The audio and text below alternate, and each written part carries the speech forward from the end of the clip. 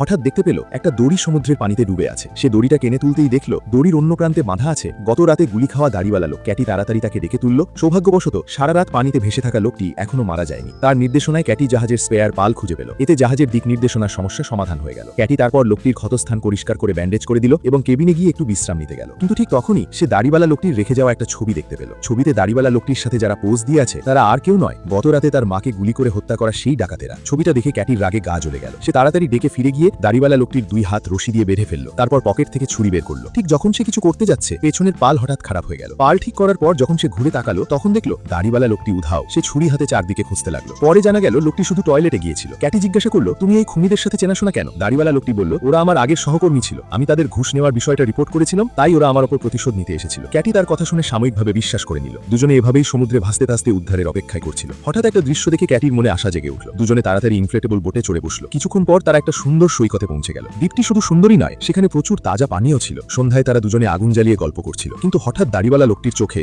একটা পাশবিক দৃষ্টি ফুটে উঠল। সে মেয়েটিকে বলল, আমি তোমাকে হাতের বাঁধন খুলে দেওয়ার উপায় শিখিয়ে দিচ্ছি। বলতে বলতে সে আসলে ক্যাটির হাত দুটো শক্ত করে বেঁধে ফেলল। মেয়েটি যখন একেবারে অসহায় হয়ে গেল তখন লোকটি আর নিজেকে লুকালো না। সে পকেট থেকে একটা আংটি বের করে বলল, তোমার মায়ের নখগুলো তুমি নিয়ে নিয়েছো। সে আসলে একজন জলদস্যু। বড় ভাইয়ের বইয়ের সাথে সম্পর্ক করে ধরা পড়ায় তার সঙ্গীরা তাকে তাড়া করছিল। সে বলল, এখন তোমাকে ওদের হাতে তুলে দিলে অন্তত আমার প্রাণ বেঁচে যাবে। কথা শুনে ক্যাটির রাগে ফেটে পড়ল। সে এক ঘুষিতে লোকটিকে ফেলে দিয়ে ব্যাগ থেকে আগ্নেয়াস্ত্র বের করলো। কিন্তু গুলি করার ঠিক আগ মুহূর্তে লোকটি তাকে ধাক্কা দিয়ে ফেলে দিল। ক্যাটি তার আহত কাঁধে জোরে আঘাত করে নিজেকে মুক্ত করে বনের গভীরে দৌড়ে পালালো। সে সারা রাত বনের মধ্যে লুকিয়ে রইল। ভোরে সে একটা ঝুলন্ত পাহাড় থেকে নামার চেষ্টা করছিল। ঠিক সেই সময় সে দেখতে পেল সামনে একটা ছোট্ট নৌকা। সাহস করে সে তীরের দিকে দৌড়াতে লাগলো। কিন্তু পেছন থেকে লোকটি তাকে দেখে ফেললো। ক্যাটি আবার লুকিয়ে পড়ল। লোকটি যখন ছাড়ছিল না তখন সে আরেকবার দৌড় দিল। কিন্তু এবার লোকটি নিজেই পাহাড় থেকে পড়ে গেল। ক্যাটি তাড়াতাড়ি লাইফ রাফটে চড়ে বসলো এবং কাছের মোটর বোটে উঠে পড়ল। কিন্তু কিছুক্ষণ পরই বোটের কেবিনে প্রচুর পানি ঢুকতে শুরু করলো। বোট আর মেরামত করা সম্ভব নয়। ক্যাটি যা যা দরকারি জিনিসপত্র ছিল সব গুছিয়ে নিয়ে আবার লাইফ রাফটে ফিরে আসলো। সে হাউমাউ করে কেঁদে উঠল। একটা সুন্দর ভ্রমণ যাওয়ার কথা ছিল, কিন্তু শেষ পর্যন্ত মাকে হারালো। এখন নিজেরও প্রাণ যাওয়ার উপক্রম। তাহলে এরপর ক্যাটির ভাগ্যে কি ঘটবে?